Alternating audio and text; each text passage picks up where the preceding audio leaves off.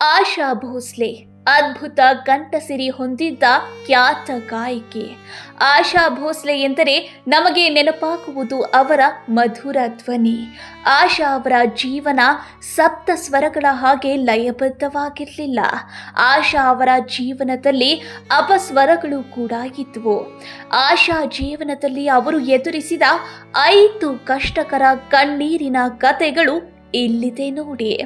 ಮೊದಲನೆಯದು, ಅಕ್ಕನ ನೆರಳಿನಲ್ಲೇ ಬದುಕಬೇಕಾದ ಅನಿವಾರ್ಯತೆ. ಆಶಾ ಅವರಿಗೆ ತಮ್ಮ ಅಕ್ಕ ಲತಾ ಮಂಗೇಶ್ಕರ್ ಅವರೇ ಅತಿ ದೊಡ್ಡ ಸ್ಪರ್ಧಿಯಾಗಿದ್ದರು. ಅಂದು ಲತಾ ಅವರು ಉತ್ತುಂಗದಲ್ಲಿದ್ದ ಕಾಲ. ಚಿತ್ರರಂಗದ ಪ್ರಮುಖ ಹಾಡುಗಳೆಲ್ಲ ಲತಾ ಅವರಿಗೆ ಸಿಗುತ್ತಿದ್ದವು.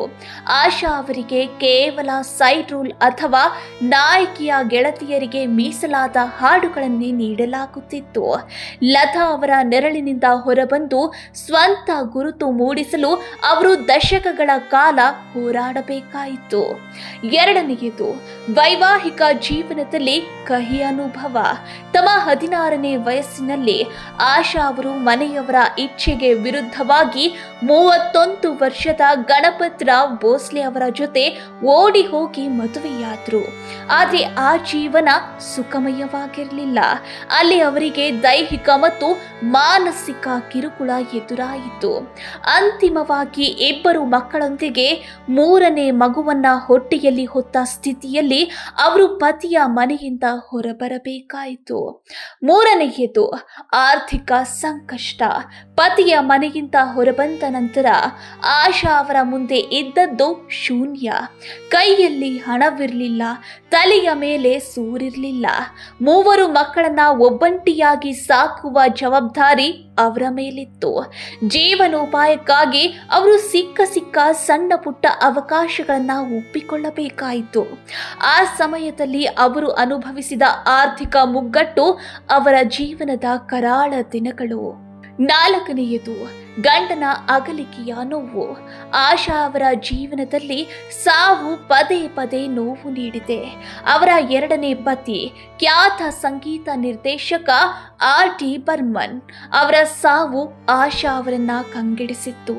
ಕೇವಲ 14 ವರ್ಷಗಳ ದಾಂಪತ್ಯದ ನಂತರ ಪಂಚಮ್ತ ಅಗಲಿದ್ದು ಅವರಿಗೆ ಭರಿಸಲಾಗದ ನಷ್ಟವಾಗಿತ್ತು. 5ನೆಯದು, ಮಕ್ಕಳ ಸಾವಿನ ಆಘಾತ. ಒಬ್ಬ ತಾಯಿಗೆ ತನ್ನ ಮಕ್ಕಳನ್ನ ಕಳೆದುಕೊಳ್ಳುವುದಕ್ಕಿಂತ ದೊಡ್ಡ ನೋವು ಮತ್ತೊಂದಿಲ್ಲ. 2012ರಲ್ಲಿ ಆಶಾ ಅವರ ಮಗಳು ವರ್ಷಾ ಭೋಸ್ಲೆ ಆತ್ಮಹತ್ಯೆ ಮಾಡಿಕೊಂಡ್ರು.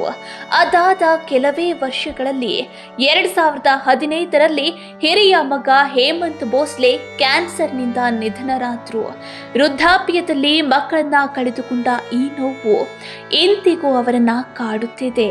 ಇಷ್ಟೆಲ್ಲ ನೋವುಗಳ ನಡುವೆಯೂ ಆಶಾ ಭೋಸ್ಲೆ ಅವರು ಎಂದೂ ಹತಾಶರಾಗಿ ಕುಳಿತುಕೊಳ್ಳಲಿಲ್ಲ. ತಮ್ಮ ನೋವನ್ನು ಹಾಡಿನ ಮೂಲಕ ಮರೆತು ಇಂದು ವಿಶ್ವದ ಅತಿ ಹೆಚ್ಚು ಹಾಡುಗಳನ್ನು ಹಾಡಿದ ಗಾಯಕಿ ಎಂಬ ಹೆಗ್ಗಳಿಕೆಗೆ ಪಾತ್ರರಾಗಿದ್ದಾರೆ.